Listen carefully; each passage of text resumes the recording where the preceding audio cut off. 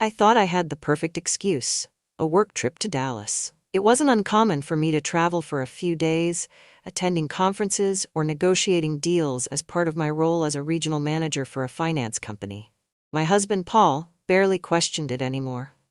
After 25 years of marriage, we'd fallen into a routine, predictable, comfortable, maybe too comfortable. But as I walked into the glossy hotel lobby that evening, my suitcase rolling behind me, I froze. He was there, standing just a few feet away. My husband. Paul's face wasn't angry at first, it was blank, unreadable.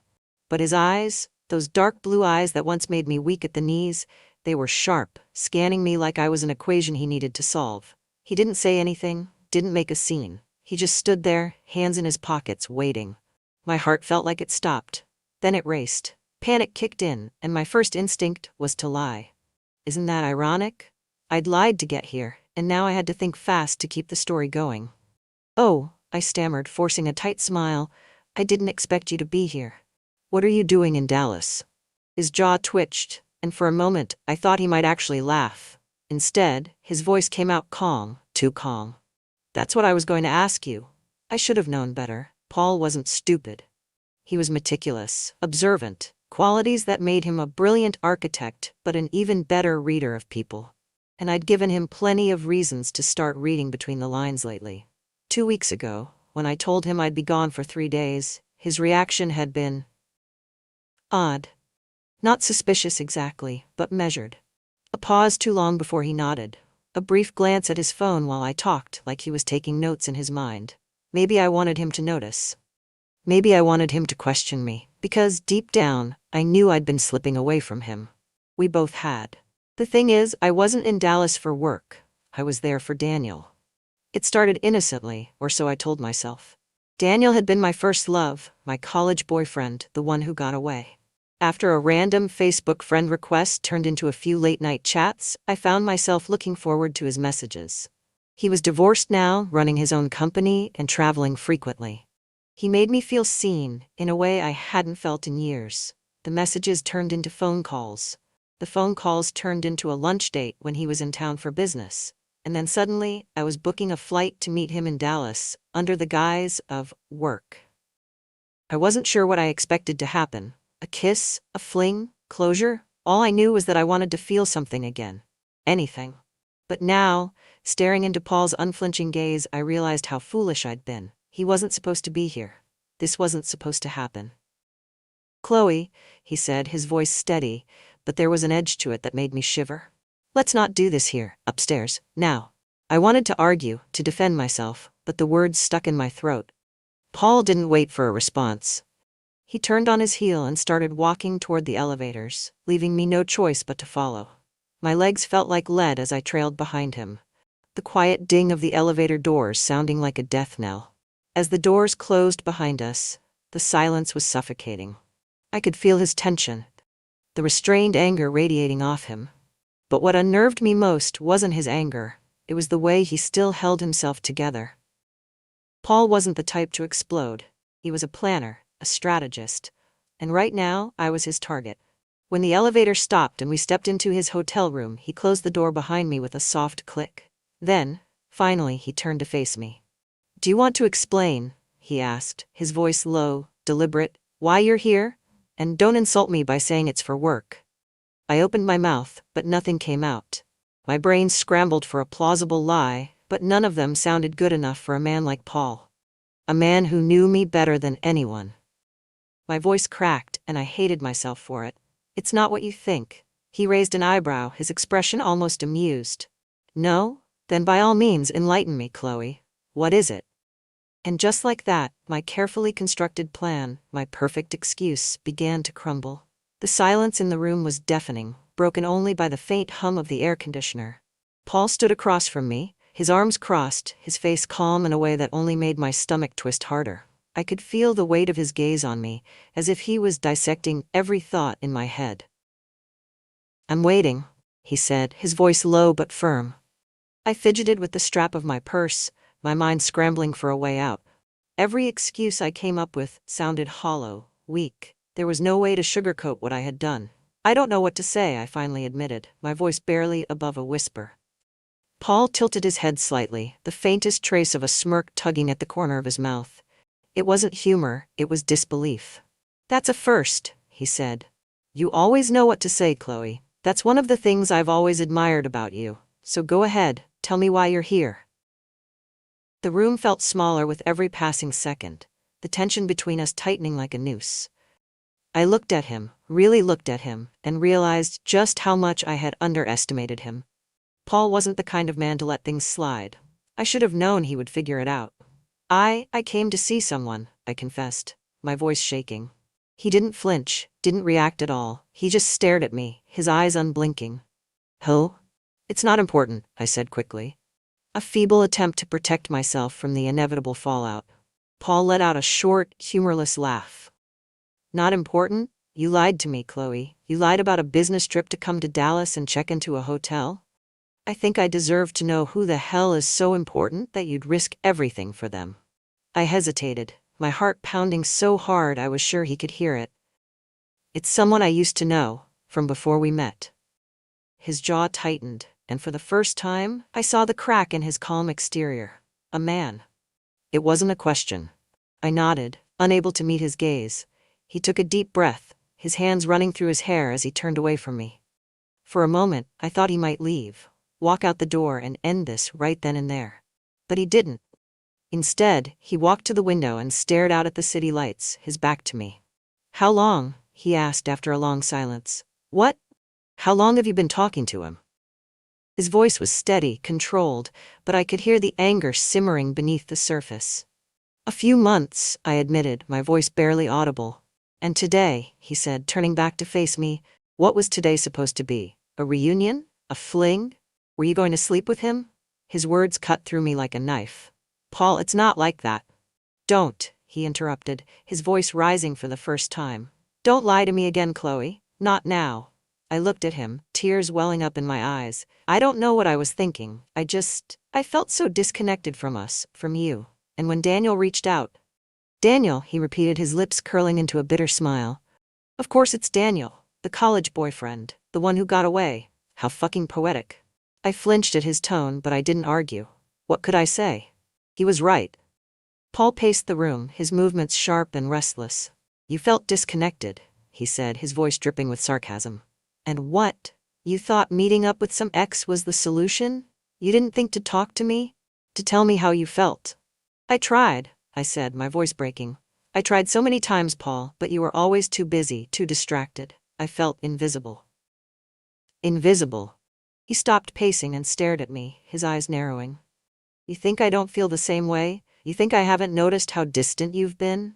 How you look at me like I'm just another piece of furniture in the house? This didn't happen overnight, Chloe. We both let this happen." I opened my mouth to respond, but the lump in my throat made it impossible to speak. He was right again. As much as I wanted to blame him for everything, I knew I wasn't innocent in this. For a moment, neither of us said anything. The weight of everything we hadn't said over the years hung heavy in the air between us. "Did you love him?" Paul asked suddenly, his voice softer now. "No," I said without hesitation. "I didn't come here because I love him. I came here because I was scared. Scared of what we've become. Scared that we've lost each other." Paul studied me, his expression unreadable. "And now?" "I don't know," I whispered. He nodded slowly, as if absorbing my words. Then, to my surprise, he stepped closer to me, his gaze locking onto mine. "I should be furious with you," he said, his voice low but intense. "And I am.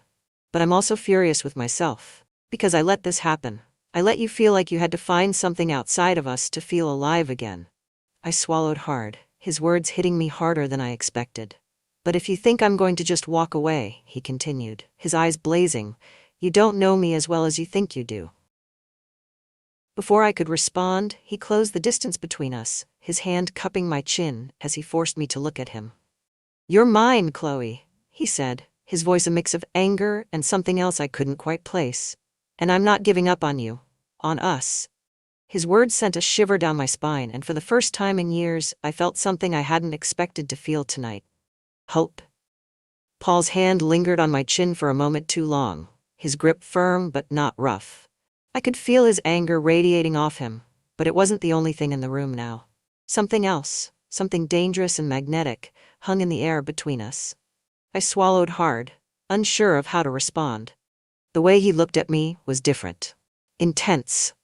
Not the Paul I'd grown used to over the years, the one who buried himself in blueprints and deadlines. This Paul felt raw, unpredictable, like a fire that had been smoldering for too long and was finally breaking free. He let his hand drop, but his eyes never left mine. You think you can just slip away from me? That you can lie to my face and run into someone else's arms without consequences? His voice was low, steady, but there was an edge to it that made my knees weak. I took a step back, bumping into the corner of the bed. Paul, don't, he cut me off, his tone sharper now. Don't give me some half-baked excuse, Chloe. You want to talk about feeling invisible? You want to talk about what's wrong with us? Fine, let's talk. But don't you dare think for a second that I'm going to let you walk out of this room until we're done. I froze, his words hitting me like a slap. There was no escape, no clever line that could diffuse this moment. And the truth was, I wasn't sure I wanted to escape. Paul stepped closer, towering over me, his presence both intimidating and intoxicating. Why him, Chloe? He asked, his voice softer now, almost a whisper. What did he offer you that I couldn't? It wasn't about him, I said, my voice trembling. It was about me. I felt lost, like I wasn't enough anymore, like we weren't enough. And you thought sneaking around behind my back would fix that? His tone was sharp, but his eyes told a different story. There was anger, yes, but also hurt, vulnerability. I don't know what I thought, I admitted, tears stinging my eyes. I missed feeling wanted, needed. I missed feeling alive, Paul. His jaw tightened, and for a moment I thought he might explode. But instead, he surprised me. He reached out, his hand sliding to the back of my neck, pulling me closer until our faces were inches apart. You think I don't want you? He said, his voice low and rough. You think I don't need you? God, Chloe, I've been drowning in you since the day I met you. My breath hitched, his words cutting through every wall I had built around myself. I wanted to respond, to say something, anything, but he didn't give me the chance. His lips crashed against mine, fierce and demanding, and all the air left my lungs. I gasped, my hands instinctively gripping his arms for balance. The kiss wasn't soft or gentle, it was raw, desperate, like he was trying to remind me of everything we'd lost, and everything we still had. When he pulled back, his forehead rested against mine, his breath heavy. Do you feel that? He asked, his voice barely a whisper. Tell me you feel that.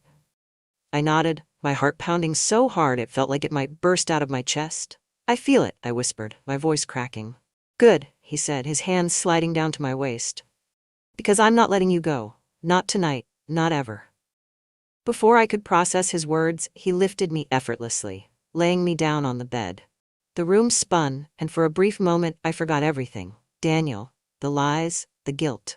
All that existed was Paul and the way he looked at me, like I was the only thing in the world that mattered. The hours that followed felt like a blur, a haze of tangled limbs, heated whispers, and the kind of passion that I thought we had left behind years ago. Paul's touch was different tonight, not hurried or distracted, but deliberate, reverent, as if he was rediscovering every inch of me, relearning what made me gasp, what made me shiver. You don't get to disappear on me, Chloe, he murmured against my skin, his voice thick with emotion. You don't get to run away when things get hard. I wasn't running, I managed to say, my breath hitching as his hands explored places that had long been neglected. Yes, you were, he said, his lips brushing against my collarbone. But I won't let you. Not anymore. There was a fire in him tonight, one that I hadn't seen in years. It wasn't just anger or jealousy, it was determination. A refusal to let us slip away without a fight. And for the first time in a long time, I felt like the Chloe I used to be. The Chloe who laughed too loud, who believed in love and passion, who looked at Paul like he was the center of her universe. When it was over, we lay tangled in the sheets, the city lights spilling through the curtains. Paul's arm was draped over me, his fingers tracing lazy circles on my bare shoulder. Neither of us spoke for a long time, the silence filled with the unspoken truths we weren't ready to face yet. But in that moment, words didn't feel necessary. Finally, Paul broke the silence. I'm not going to pretend this fixes everything, he said, his voice quiet but firm. But I need you to know something, I've never stopped wanting you, Chloe. Never. Tears slipped down my cheeks, but I didn't bother to wipe them away. I don't deserve you, I whispered. Maybe not, he said with a small, tired smile. But you're stuck with me anyway. I let out a shaky laugh, the first real laugh I'd had in what felt like months. And for the first time since I'd walked into that hotel lobby, I felt something I hadn't expected to feel tonight. Hope. The days following that night at the hotel felt surreal. I thought Paul would distance himself, that the weight of my betrayal would push him away despite the passion we shared.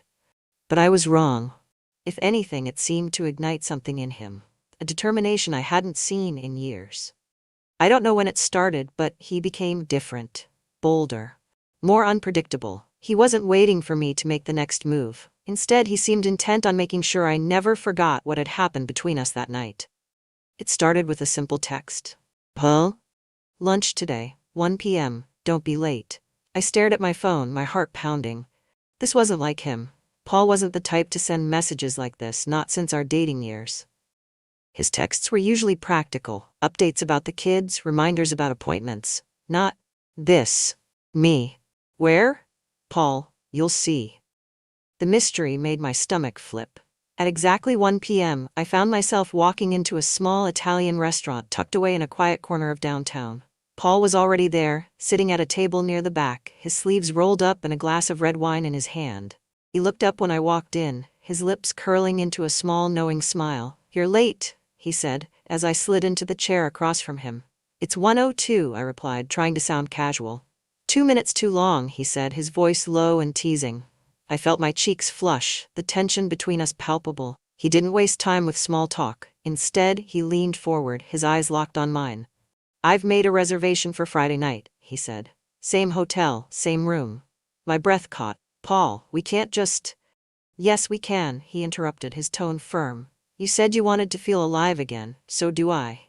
And I'm not letting us slip back into the rut we were in. Not now, not after this. I wanted to protest, to tell him this was reckless, but the truth was, I didn't want to say no. Friday night came faster than I expected.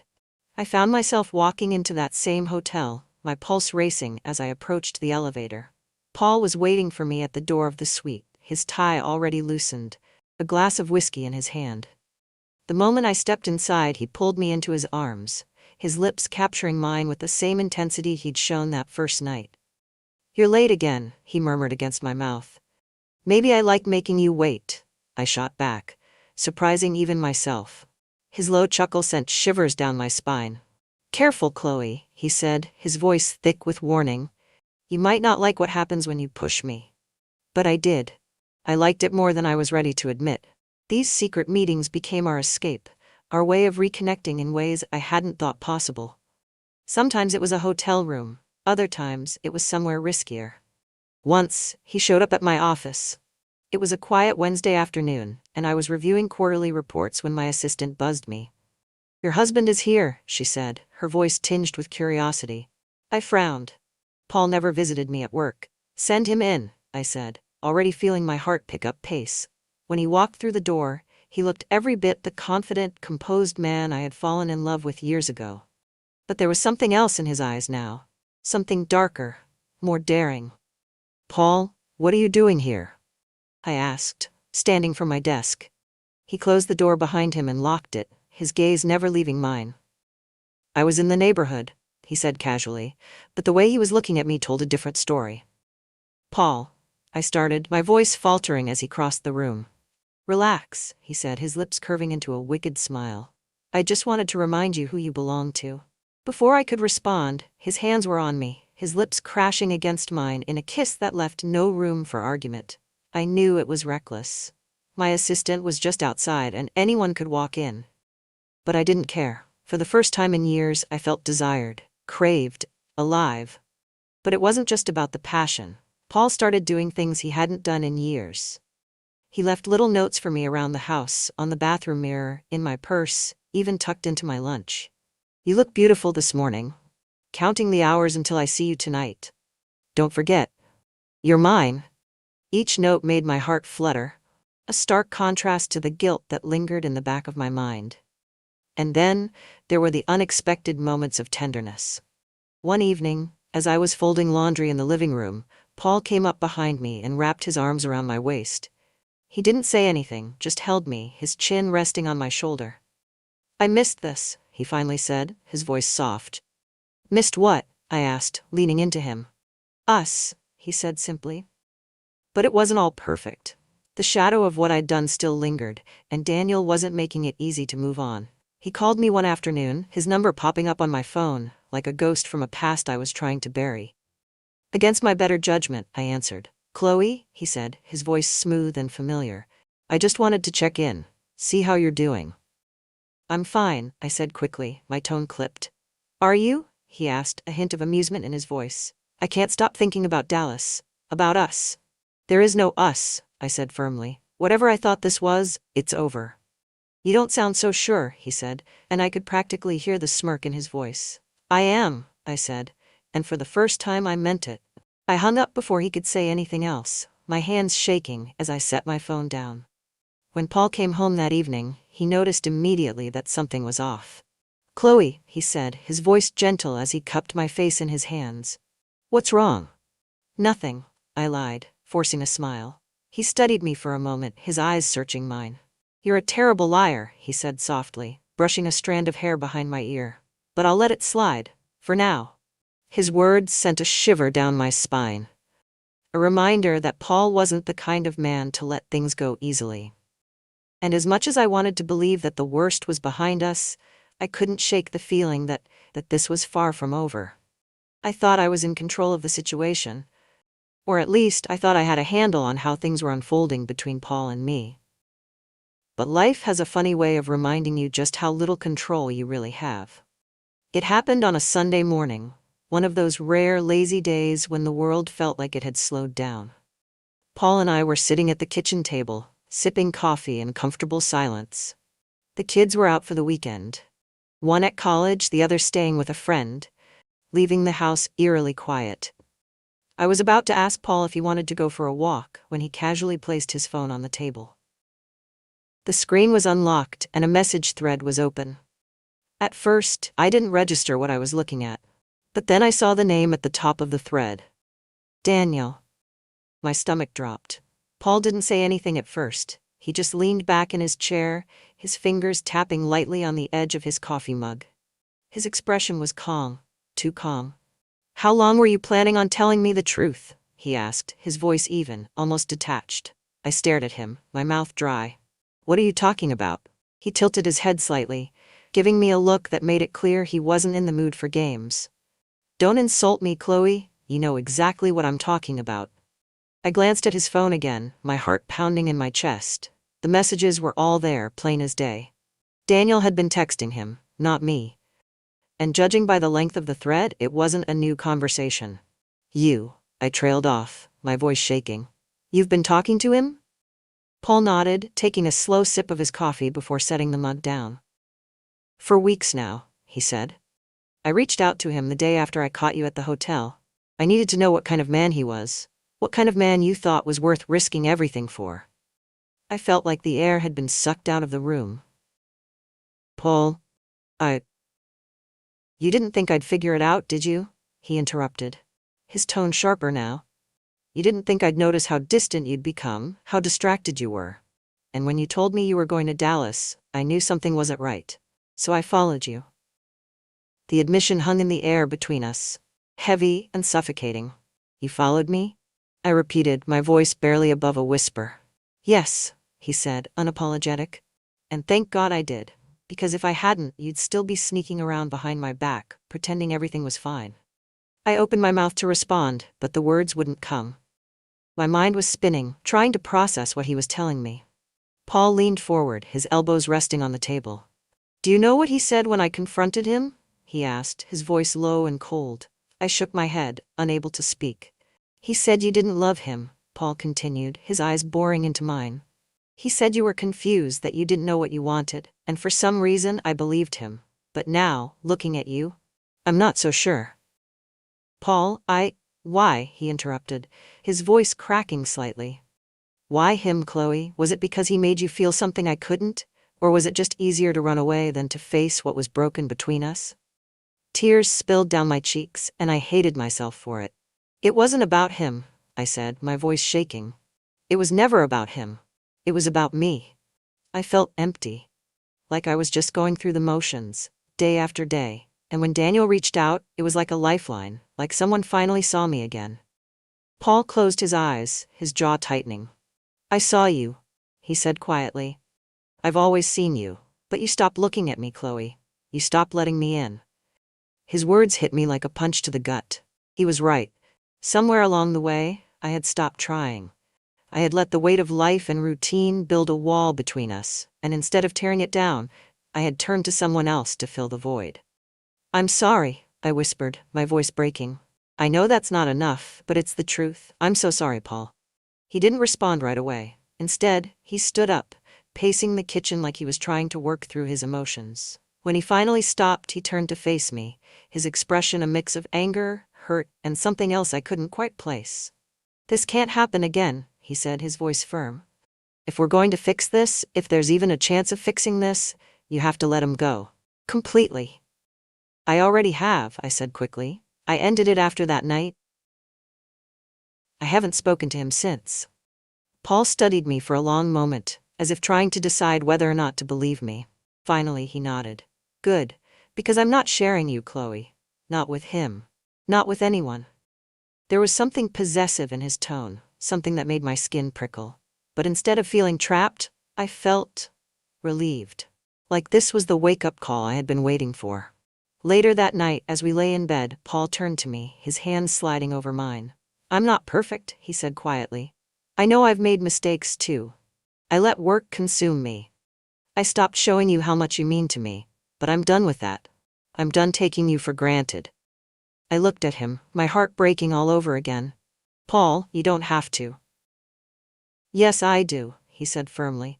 Because I don't want to lose you, Chloe. And if that means fighting like hell to keep you, then that's what I'll do. His words brought fresh tears to my eyes, but this time, they weren't tears of guilt or regret. They were tears of hope.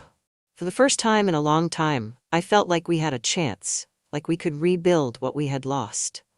But deep down, I knew this wasn't the end of the story. Daniel might be out of my life, but the cracks in our marriage were still there, waiting to be mended. And whether or not we could truly fix them, only time would tell. The days following Paul's confrontation felt heavy but different. There was a new tension between us, but it wasn't the quiet, smothering kind that had crept into our marriage over the years. This was electric, charged with something raw, a mix of anger, passion, and the undeniable pull of two people who still cared too much to let go. I deleted Daniel's number that night. I even went a step further, blocking him on every platform I could think of. It wasn't because Paul asked me to, it was because I knew I had to.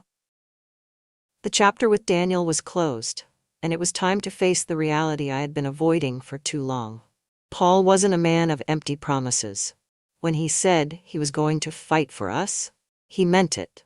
He started coming home earlier, leaving his work at the office instead of letting it bleed into our evenings. He suggested we go out more, even if it was just for a walk or a drink at the bar we used to frequent when we were younger.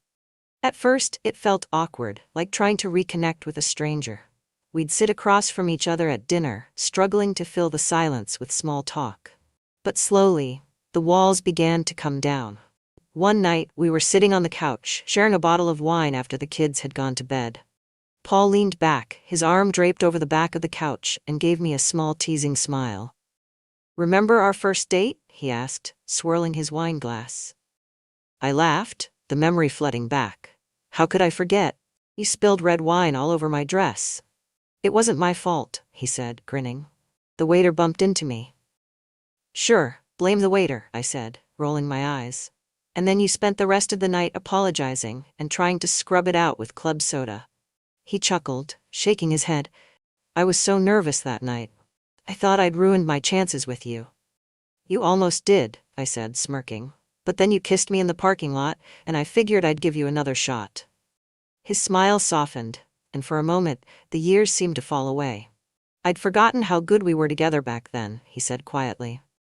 Before life got in the way. I reached for his hand, lacing my fingers with his. We can be good again, Paul, I said. I want to be good again. But rebuilding wasn't easy. There were moments when the guilt would creep back in, when I'd see the flicker of doubt in Paul's eyes, and wonder if he could ever fully forgive me. One night, as we lay in bed, I turned to him, my voice barely above a whisper. "Do you think you'll ever trust me again?" Paul was quiet for a long time before he answered. "I want to," he said. "I'm trying, but trust isn't something you rebuild overnight, Chloe. It's going to take time. For both of us." I nodded, my throat tight. "I understand. I want you to know that I'm all in. No more lies. No more secrets. I'm here, Paul. Completely." He reached out, brushing a strand of hair from my face. "I believe you," he said softly. "And I'm all in too, whatever it takes." The turning point came a few weeks later. Paul surprised me with a weekend getaway. A small cabin by the lake, far away from the demands of work and the reminders of everything we'd been through. It was just the two of us, no distractions, no excuses. We spent our days hiking, cooking together, and sitting by the fire, talking about everything and nothing. One evening, as the sun set over the water, Paul pulled me into his lap on the porch swing. He wrapped his arms around me, his chin resting on my shoulder. "I've been thinking," he said, his voice low and steady. "About what?" I asked, leaning into him. "About us," he said. "About how easy it would have been to walk away. But I don't want easy, Chloe. I want you. I've always wanted you." Tears filled my eyes and I turned to look at him, my hand cupping his face. "I don't deserve you, Paul," I said, my voice shaking. "Maybe not," he said with a small smile. "But we don't get to choose who we love, and I choose you. Every time." I kissed him then, slow and deep, pouring everything I couldn't put into words into that moment. When we returned home, things weren't perfect, but they were better. We started seeing a counselor together, something neither of us had ever considered before. It wasn't easy to dredge up the past, to confront the ways we had both failed each other. But it was necessary. Through it all, Paul remained patient, steady, and in turn, I worked harder than I ever had to prove to him and to myself that I was worth the second chance he had given me. One evening, as we sat in the backyard watching the fireflies dance in the twilight, Paul reached for my hand. "Do you ever think about that night at the hotel?" he asked, his voice soft. "All the time," I admitted. He looked at me, a small smile tugging at his lips. "I'm glad I was there," he said. "Because if I hadn't caught you, I don't think we'd be sitting here right now." I smiled back, squeezing his hand. "Me too," I said. "As strange as it sounds, that night, it saved us." Paul nodded, his thumb brushing over my knuckles. "It did, but it wasn't just that night, Chloe. It's everything we've done since then. The work, the fights, the tears, it's all of it." And he was right. Our story wasn't a fairy tale. It was messy and complicated, full of mistakes and second chances. But it was ours. And for the first time in a long time, I felt like we were exactly where we were supposed to be. I didn't know where we were heading that night at the hotel. But now, sitting here with Paul, I know one thing for sure. I'm alive, and I'm his. Just as much as he's mine.